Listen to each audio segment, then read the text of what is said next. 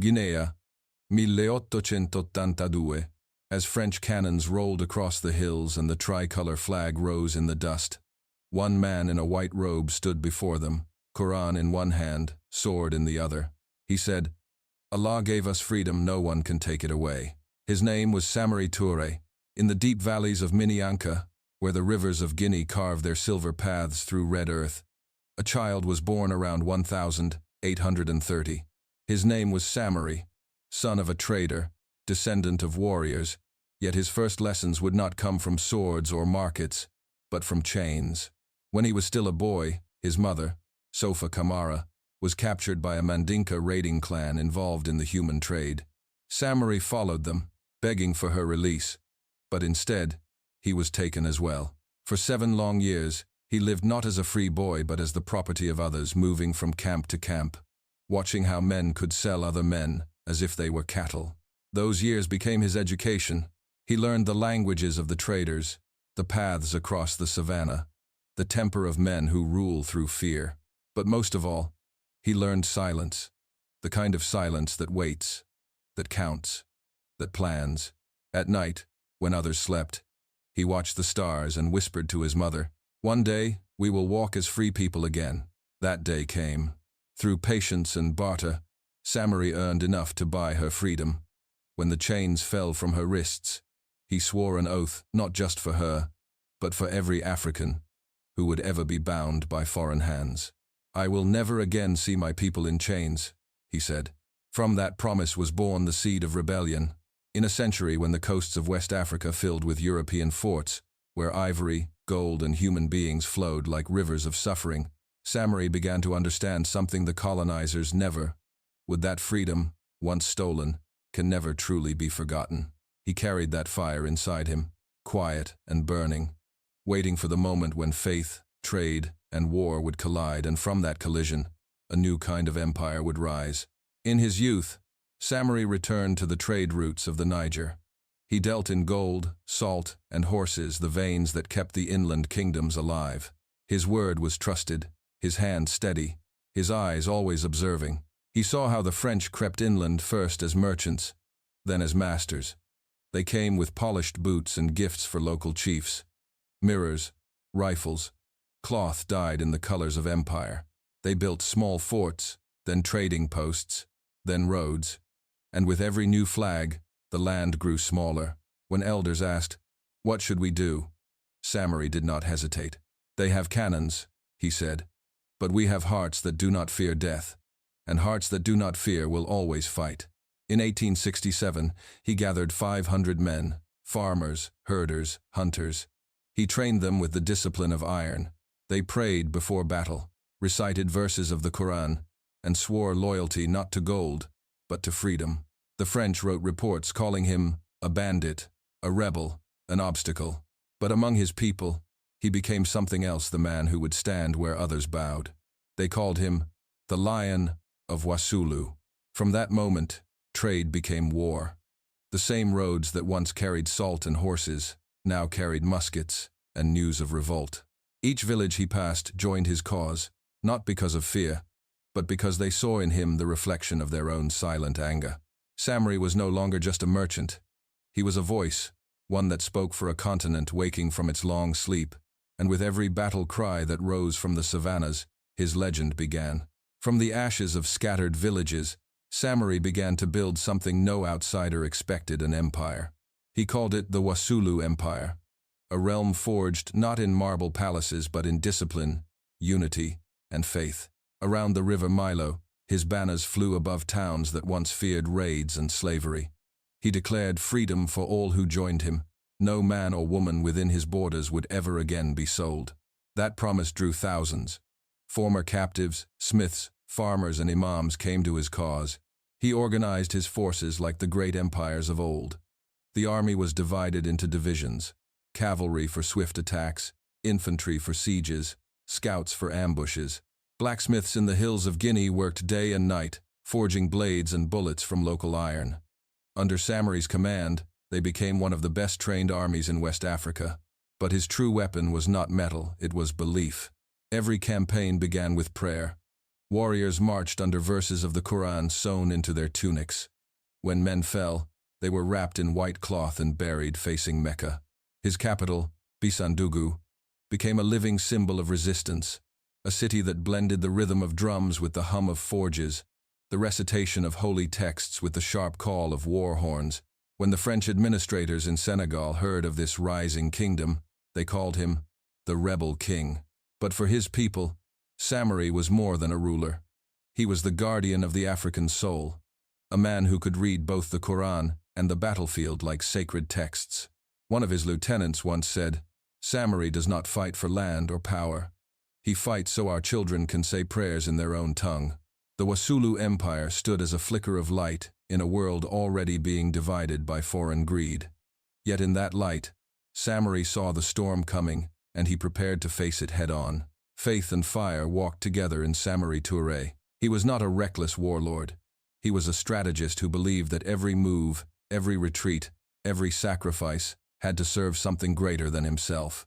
Before battle, he would lift his Quran high and declare, "Allah is with those who defend the oppressed." To his men, those words meant more than any command. They fought not as soldiers for pay, but as believers defending their dignity. When the French advanced with modern artillery and European tactics, Samory countered with intelligence and mobility.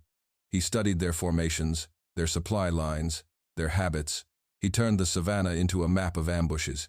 At Bisandugu, when the French took the city after fierce fighting, Samory ordered a strategic retreat instead of surrender. He vanished into the forests, scattering his forces like smoke.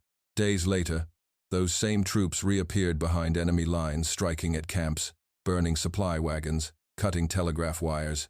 One French commander wrote in frustration, "He fights like a shadow. We conquer the ground, but never the man." In 1891, near the Niger River, Samory led 30,000 men in a massive counterattack. The French, encamped for the night, woke to fire and steel. For hours the air thundered with drums and gunfire. General Le Carré himself barely escaped, forced to withdraw under the cover of darkness. It was one of the few times in colonial history that a West African army forced a European retreat. And when the dawn came, Samory walked among the fallen, his Quran still in his hand, and whispered, "Freedom has its price. Today, we paid part of it." For his people, he was no longer just a man of faith, he had become faith itself, wrapped in flesh and courage. But the empire that rose from smoke would soon be tested by fire far greater than any cannon. The relentless machine of empire, called France. By the 1890s, the tricolor flag of France cast its shadow from Senegal to the banks of the Niger. Colonial officers wrote in their reports that Africa has submitted, but deep in the forests of Guinea, one man had not. Samory Touré still ruled his people not from marble halls, but from the saddle of a horse, Quran pressed to his chest. He had seen the tide of empire, Dakar under French control, Timbuktu fallen, old kingdoms bent under treaties written in a foreign tongue. Yet every time a French officer claimed the land is pacified, his scouts would strike again. When envoys brought word of new campaigns, Samory answered with calm defiance. "If they want our land," he said, "they must walk through our dead." But the enemy had changed. France now brought the Maxim gun, a weapon that spat hundreds of bullets per minute, the first machine gun seen in Africa. To Samory's warriors, armed mostly with muskets and sabers, it was like facing thunder made of iron. Still, he adapted. He ordered his blacksmiths to melt captured guns and study their parts. He sent spies into French camps to learn how the weapons were moved and supplied. He learned that the true power of the Maxim was not its speed, it was fear. So he taught his men not to fear it. "They can kill our bodies," he told them, "but they cannot kill what we remember." The battles grew harder. Villages were burned for harboring rebels, crops destroyed. Yet the Wasulu flag, green, white, and faith-filled, still flew. Even the French, in their private letters, began to admire the man they called the Black Napoleon. "He fights like a ghost," one wrote. "He loses ground, but never loses dignity." And through dust and exhaustion, Samory's army began to fight a new kind of war, not for territory, but for time. Every day they resisted was one more day Africa refused to bow. The empire he built from nothing was now hunted by one of Europe's greatest powers. Yet Samory refused defeat. He shifted from open battle to guerrilla warfare, a style no European commander could match. At night, his soldiers moved silently through the forests of Upper Guinea, striking isolated French posts and disappearing into the mist. They cut supply lines, ambushed patrols, and destroyed bridges.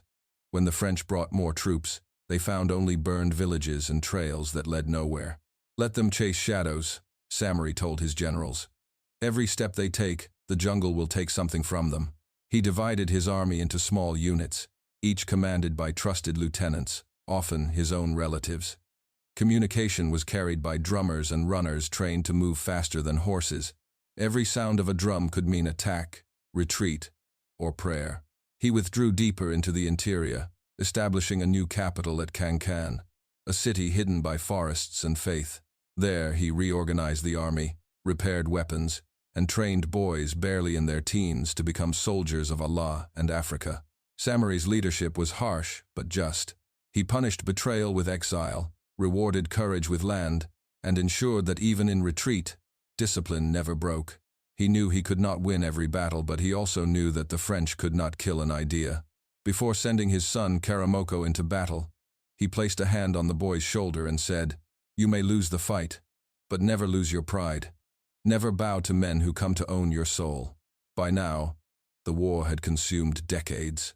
Entire generations had grown up under fire and prayer, and though the French maps kept expanding, the legend of Samory spread faster, a whisper that traveled from the markets of Sierra Leone to the mosques of Timbuktu.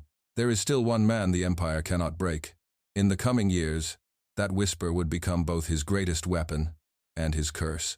By 1895, the world around Samory was changing faster than even he could adapt. The British, the French, and the Germans, all carving West Africa, like butchers dividing a carcass, had redrawn maps that ignored every river, tribe, and prayer. Lines drawn in Europe now decided who would live under whose flag. Samory, the warrior who had held off empire for 3 decades, knew he could not stand alone forever. His empire's borders touched British Sierra Leone, and he saw an opportunity. "If they trade guns for gold," he told his advisors, "then we shall give them gold." He sent envoys across the border with gifts, ivory, cola nuts, and dusted coins. The British merchants smiled, promised friendship, and sold him rifles. For a moment, it seemed fortune had turned. The Wasulu army grew stronger again. New weapons gleamed in the sun. But politics, not faith, ruled Europe.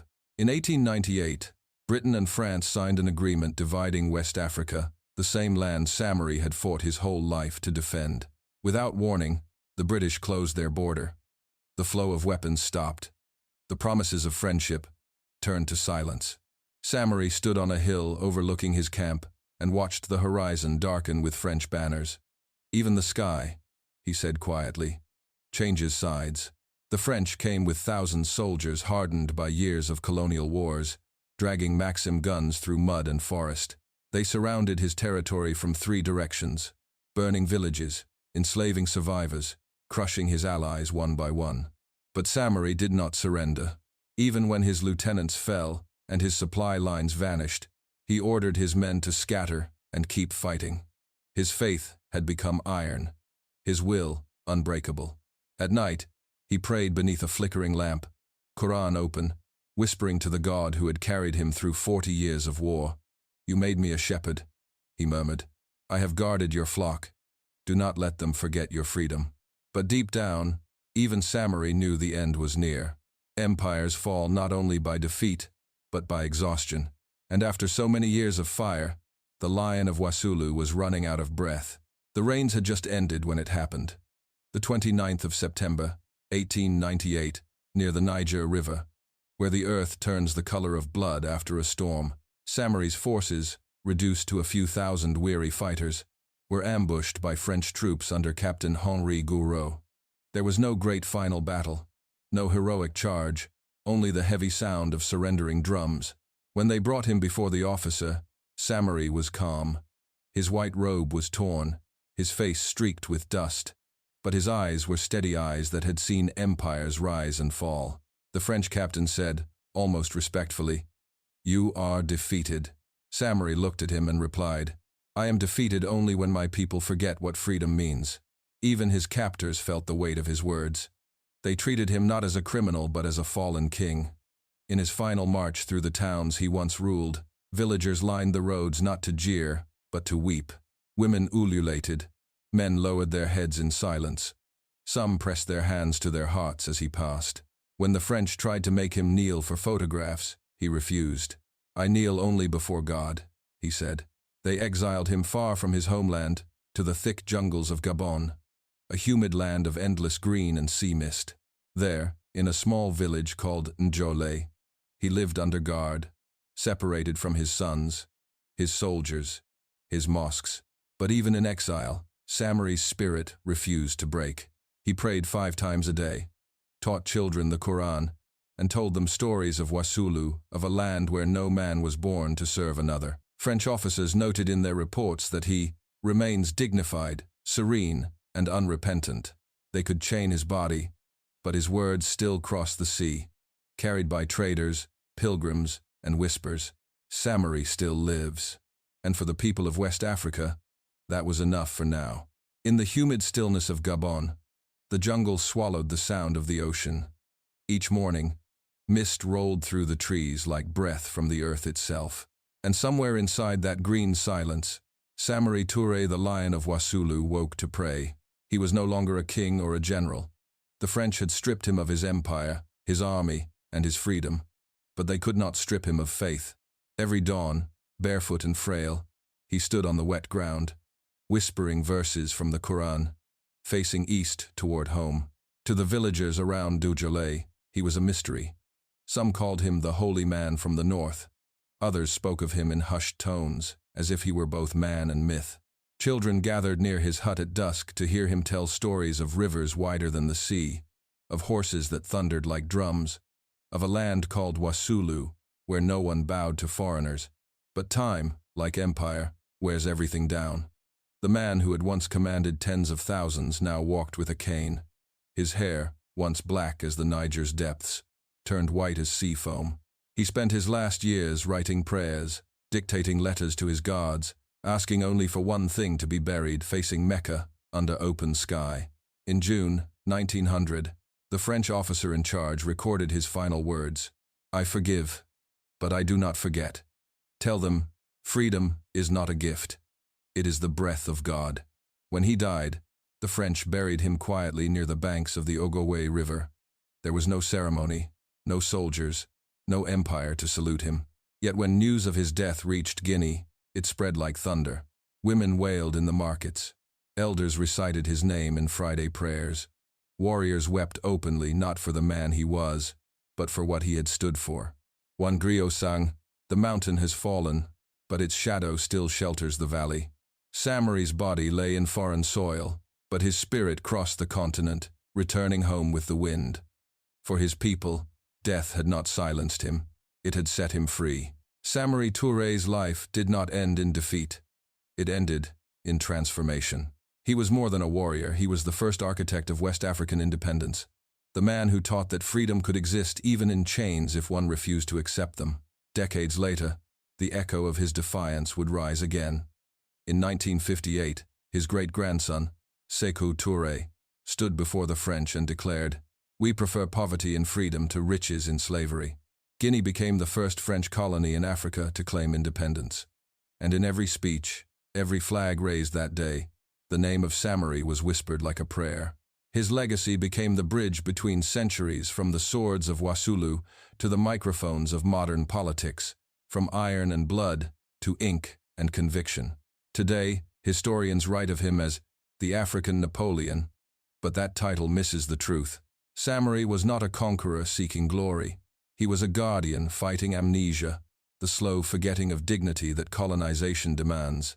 Even the French archives, once filled with fear and contempt, now describe him with awe. One officer wrote, "He has the bearing of a sovereign, the soul of a prophet, and the patience of a mountain." Across West Africa, from Mali to Guinea, his name still carries power. In songs, in schools, in quiet evening prayers, people still say, Samory Touré did not die in Gabon. He returned to every heart that refuses to kneel. Freedom, he taught, is not measured by borders or bullets.